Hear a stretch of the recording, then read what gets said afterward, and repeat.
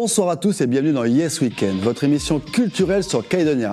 C'est un véritable phénomène calédonien. La comédie Nickel Boys Band de la compagnie Caravane Spoutnik fait actuellement le buzz au Théâtre de Lille. Son auteur et metteur en scène Damien Durieux est notre invité ce soir pour nous en parler. Je vous laisse découvrir le teaser. On n'était parti que sur une semaine, elle est déjà pleine. Là, ça a pris une ampleur incroyable. Je connais des personnes qui viennent même 2 fois de suite. Il y a des gens que je côtoie qui ne sont pas du tout dans le domaine du théâtre ou de la danse, qui ont entendu parler de ça. On a ouvert une deuxième semaine qui se remplit très très vite. Puis ils m'ont mis une image dessus, quoi. Nickel Boys, c'est l'aventure d'un spectacle, c'est de se dire, au début on part sans prétention. C'est vrai que ça nous rajoute un peu de pression, parce que du coup il faut qu'on soit au top. Et là de se dire que non, en fait le public nous encourage à le poursuivre, c'est génial, on y va. Donc là on a déjà une deuxième semaine annoncée. Ouais. Ça va être quelque chose.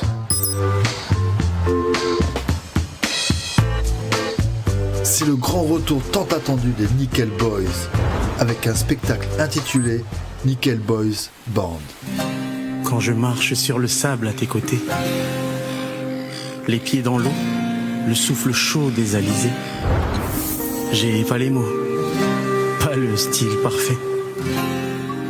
Mais avec toi, je me dis que ça peut passer.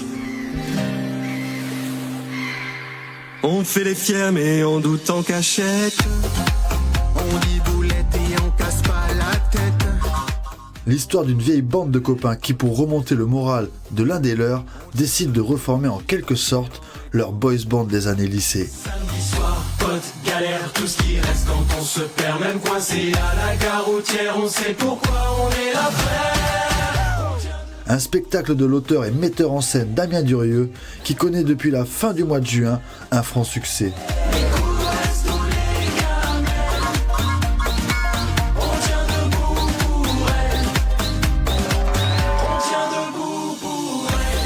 À tel point que d'autres dates ont dû être rajoutées à leur calendrier.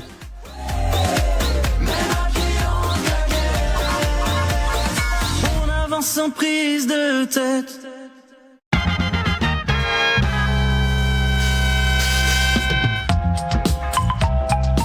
Nickel Boys Band est en quelque sorte la suite d'un premier spectacle intitulé Nickel Boys qui avait aussi beaucoup fait parler de lui il y a 3 ans de cela.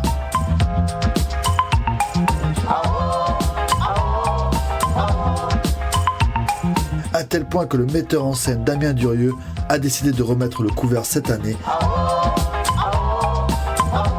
avec cette nouvelle comédie pop irrésistible sur l'amitié, le ridicule assumé et le courage d'oser encore.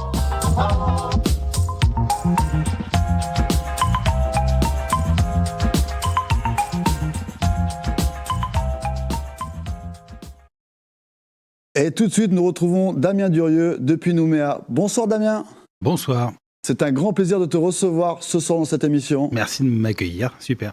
Alors tu es l'auteur et le metteur en scène de la compagnie Caravane Spoutnik et c'est à toi que l'on doit ce spectacle dont la première est bien ce soir si je ne me trompe. La première c'est ce soir, oui, on débute notre première série de spectacles là dans quelques heures. Vous êtes dans les starting blocks j'imagine. À fond.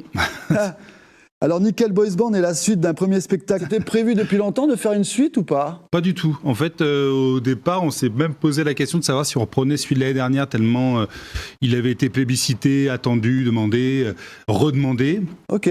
Et on avait envie d'apporter une petite vision un peu neuve autour de ce qui se passait, d'être toujours un petit peu au fait de l'actualité. Donc on s'est permis d'écrire la suite. Alors déjà le premier spectacle avait été un succès mais il y a déjà un engouement. Il paraît qu'il n'y a plus de place pour le spectacle de ce soir. Ce soir, demain, après-demain, c'est plein. On a ouvert la semaine prochaine et ça commence à bien se remplir aussi. Ouais, ça fait plaisir. Ça fait plaisir, tu m'étonnes. Tu t'attendais à un tel succès ? Enfin, le spectacle n'est même pas sorti que déjà... Sur le deuxième, peut-être oui, parce que les gens ont vraiment eu un crush sur le premier. Je pense qu'on bénéficie du coup de cœur sur le premier. Forcément. Après, j'espère d'autant plus que ceux qui vont venir vont...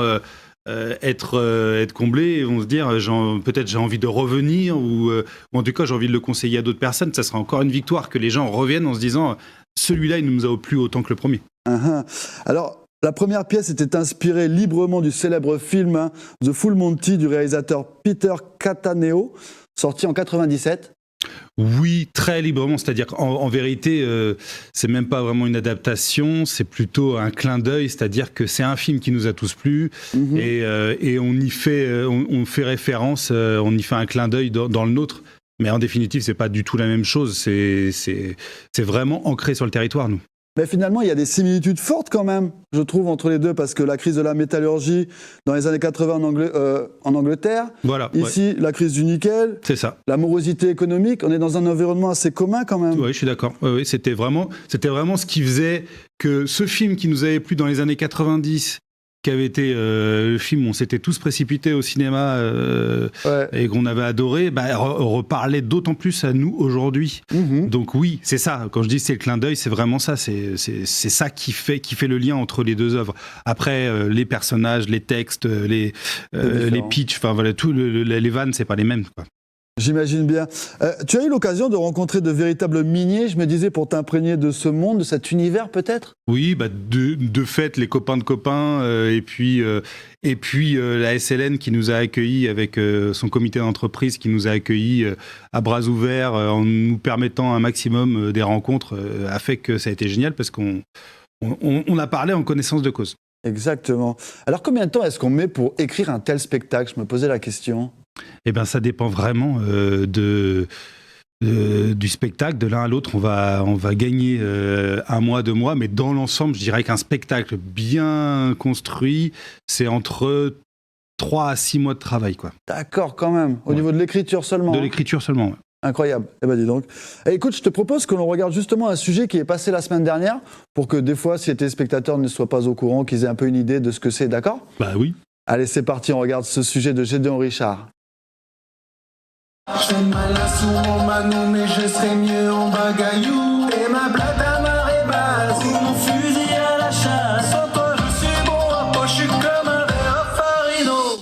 Vous les avez appréciés l'an passé en strip-teaser, vous allez les adorer en boys band. Les Nickel Boys sont de retour sur scène. Dès la semaine prochaine, au Théâtre de Lille, H et ses amis se lancent un nouveau défi.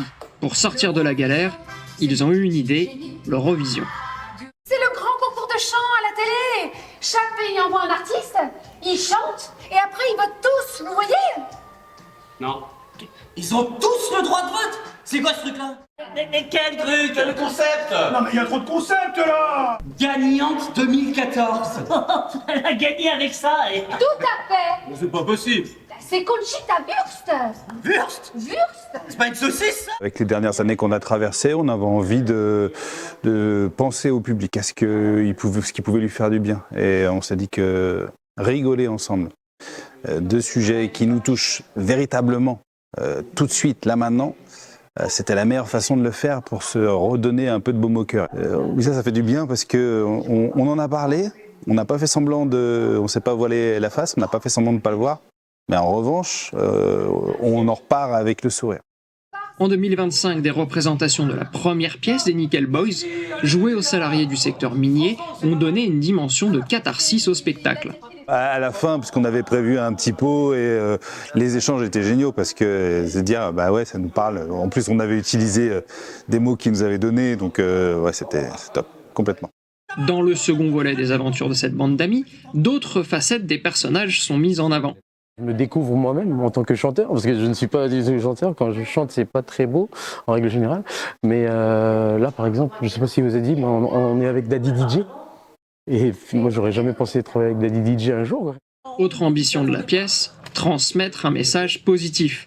Ce qu'il y a de bien, c'est qu'on parle du nickel, mais aussi du pays. Donc, c'est un lieu de rassemblement où il y a une solidarité qui s'est créée autour de cette difficulté qu'ont les gens suite à la crise, qu'il y a eu les événements, de vouloir s'en sortir.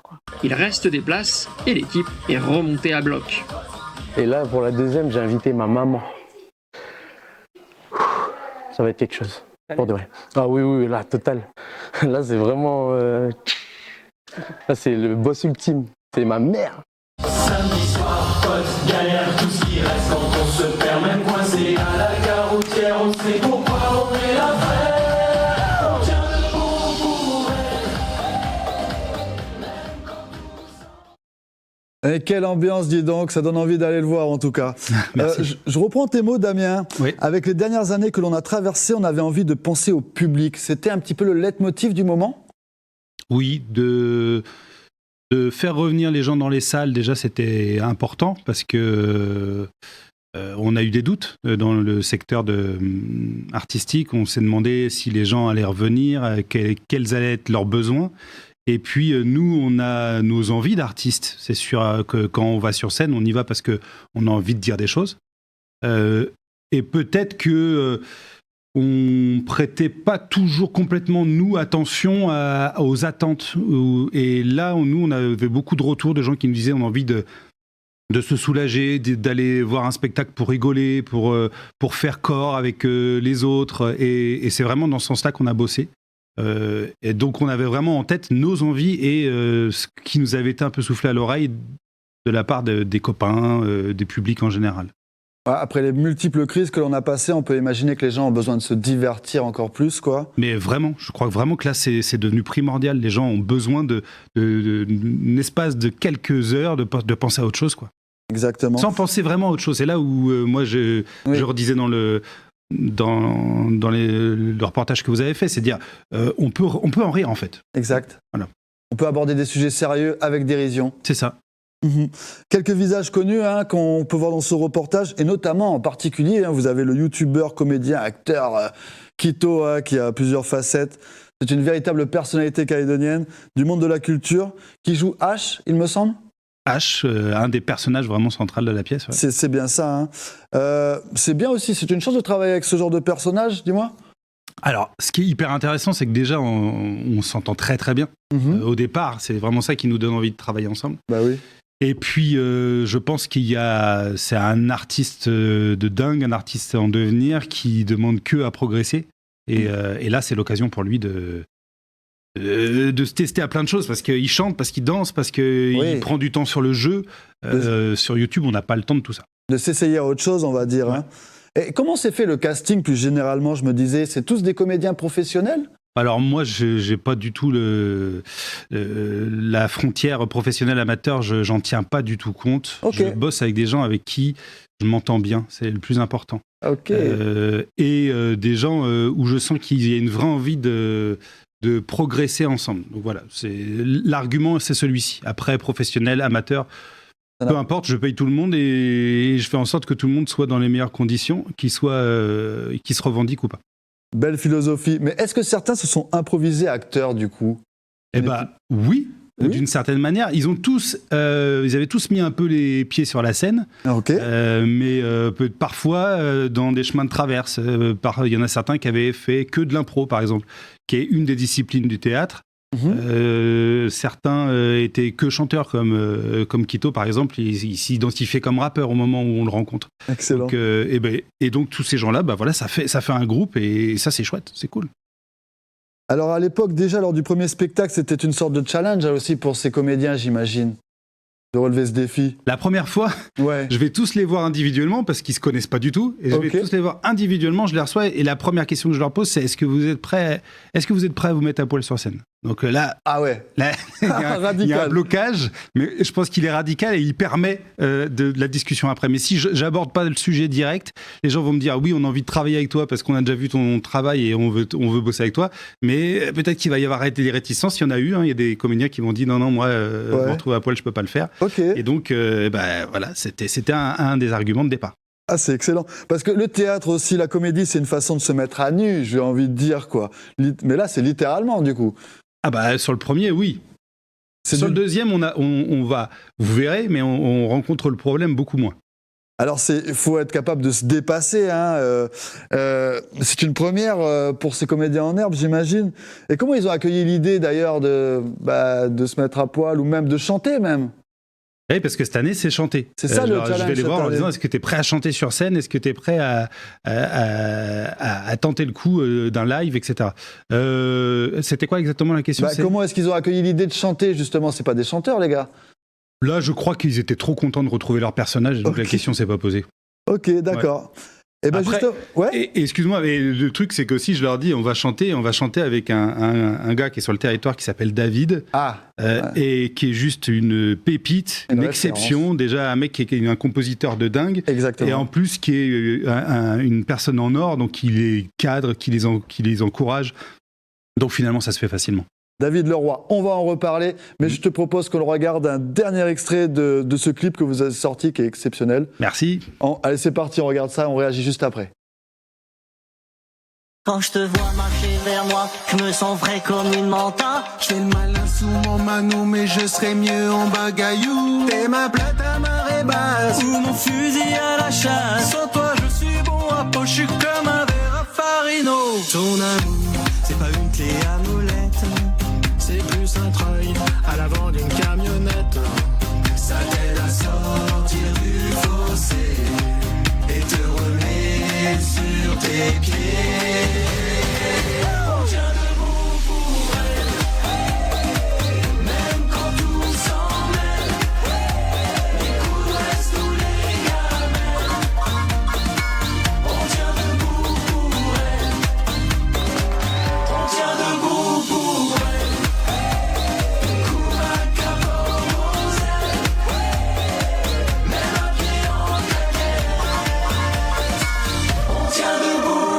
Et en fait là.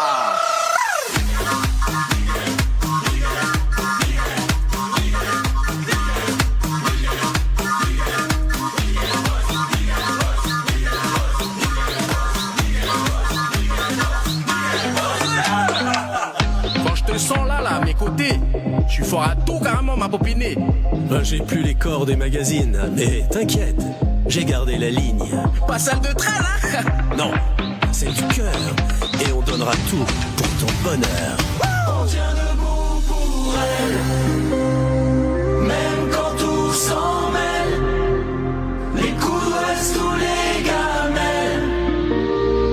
On tient debout pour elle, on tient debout pour elle. Même après les tempêtes, avec nos vies imparfaites. On tient debout. Samedi soir, pote, galère, tout ce qu'on a, on est déjà fiers. On tient debout pour elle. Là, c'est l'apothéose. C'est sacrément hilarant. On imagine à quel point vous devez rigoler en faisant ce genre de scène et tout, quoi. Ah oui, c'est même difficile parfois de dire, allez, on se remet au boulot, un petit peu de sérieux les gars, on y va. Ouais, on sent l'esprit bon enfant et ça fonctionne bien. Un chef-d'œuvre, comme on disait, sur ce son de David Leroy, on disait tout à l'heure. Quelle aubaine de travailler avec cette référence aussi. C'est un truc, c'est inimaginable. En fait, je sais pas si ça va parler à toutes les générations, mais moi, la mienne, on a écouté son titre tube qui était Daddy DJ comme des dingues quand on était jeune. Quand j'apprends que c'est lui, je suis un peu estomaqué. Et le gars, il est tellement humble que c'est lui qui me met à l'aise et qui me dit ok, on y va. Et il nous compose 8 chansons. Enfin, je veux dire, là, c'est vraiment un cadeau de la vie. Ouais, il est vraiment très fort et c'est une sacrée aubaine de l'avoir avec vous. Ils ont réussi à chanter du coup quand même, la plupart des gars. Tout est chanté par l'équipe. La totalité des chansons sont chantées par l'équipe. Ouais. Et d'ailleurs, on est tellement content du résultat avec David qu'on va les sortir sur les plateformes. Ah oui, d'accord, ok. Donc le projet, il prend de l'ampleur quand même là. Ouais, humblement, hein, je veux dire, on n'a pas de prétention, mais petit à petit, ouais, on s'affirme. Exceptionnel. Est-ce que certains ont découvert leur capacité vocale ? Peut-être qu'ils ne savaient pas qu'ils étaient capables de chanter. Oui, alors, faut pas se voiler la face non plus. David, il a fait un boulot de dingue en post-prod. Ouais, c'est ça, hein, faut, voilà. Le travail de chanteur, c'est un vrai boulot qu'on maîtrise pas tous. À part Quito, qui maîtrise sa voix, les autres, voilà, on a tous nos aléas. Quito, il y arrive du coup aussi quand même. Lui, il sait faire. Incroyable. C'est ça aussi le monde du spectacle, j'ai envie de dire, c'est le dépassement de soi à chaque nouveau spectacle. Oui, se repositionner, se questionner. D'ailleurs, c'est notre rôle d'artiste. On se questionne sur le monde, mais on se questionne aussi sur notre capacité à faire notre métier. Je pense que si on comparait à un pâtissier ou à quelqu'un qui travaille et qui fait du chantier, à chaque fois, on se remet en question sur son travail. Et ben, c'est ça aussi, c'est de se dire, tiens, je vais me lancer un défi et ce serait pas drôle s'il n'y avait pas ce piment-là. Ouais. Exactement. Et là, les défis étaient de taille quand même. Hein. Le premier, il faut se mettre à poil. Le deuxième, il faut chanter. Tu rigoles pas avec tes comédiens. Ben, en fait, je me dis qu'on a fait ce métier-là parce que quand on était jeune, on a envie d'être astronaute, cow-boy. On n'avait pas envie nécessairement de faire des choses sur scène, des choses qui nous faisaient pas vibrer. Et donc, j'essaie de faire ce cadeau-là aux comédiens. Quand je vais les voir, je me dis, est-ce que moi, ça m'aurait éclaté qu'on me propose ce projet-là ? C'est vraiment la question que je me pose. Tout simplement. Ouais. Et toi, tu joues pas du coup ? Non. Je joue plus parce que j'arrive pas à me mettre en scène en fait. D'accord, ok. Voilà. Toi, t'es le metteur. S'il y a des projets dans lesquels je peux jouer et que je me mets à la portée des autres artistes, là, l'année dernière, Florian Sagesse, il m'a proposé un film et j'étais hyper ravi de me mettre à sa disposition. D'accord. Alors, on a envie de te demander quand même, parce qu'on est en brousse, mais est-ce qu'une tournée en brousse, un de ces jours, ce serait envisageable ? Ah là là, on adorerait, nous. Nous, on adorerait. Ça serait pas mal, hein ? Pour l'instant, ça s'est jamais pas proposé, même pas possible. Donc, je sais pas, nous, on a lancé des perches et pour l'instant, on n'a pas eu de réponse. Nous, on adorerait rencontrer le public de Brousse. Je pense que c'est un spectacle qui s'adresse à tout le monde. C'est pas un spectacle de la capitale, quoi. Et un jour, peut-être sortir de la Calédonie pour le jouer. Je sais que Quito en avait parlé. Ah, oui, alors lui, il en rêve. Ouais. Non, mais on peut fantasmer plein de choses. Moi, je me dis que déjà, à notre niveau, profiter du présent, profiter de ce qu'on est en train de vivre là, c'est déjà important. On pensera après. Exactement, t'as bien raison. Alors, le spectacle sort ce soir, hein, mais j'ai envie de dire, jamais 203. Est-ce que tu es déjà en train d'écrire le prochain ou pas ? Non, on n'est pas en train d'écrire le prochain. Je me demande d'ailleurs si il faut pas souffler un coup, parce que le public, 3 de suite, ça ferait trop. Je sais pas. Il va falloir un 3e, je pense. Ça va pas être assez. Hein. On verra, écoute. Alors, voilà pour les Nickel Boys, mais la compagnie Caravan Spoutnik existe, ça fait un paquet d'années. Et toi, tu es là depuis le début ? Et moi, les premières fois que je joue en Calédonie, c'est en 2006. D'accord, ok. Et la compagnie, on la monte en 2015. Ouais. Ah oui, donc c'est toi qui es à l'origine de ce projet ? Ouais. Et tu es là depuis bien avant 2006 alors ? 2006, c'est la première fois que je viens ici sur un projet spécifique. Et après, on s'installe ici en 2010. Donc voilà, ça fait... Ah ok, c'est un projet ici qui t'a donné envie de venir t'installer ici ? Ouais, c'est une rencontre avec des artistes d'ici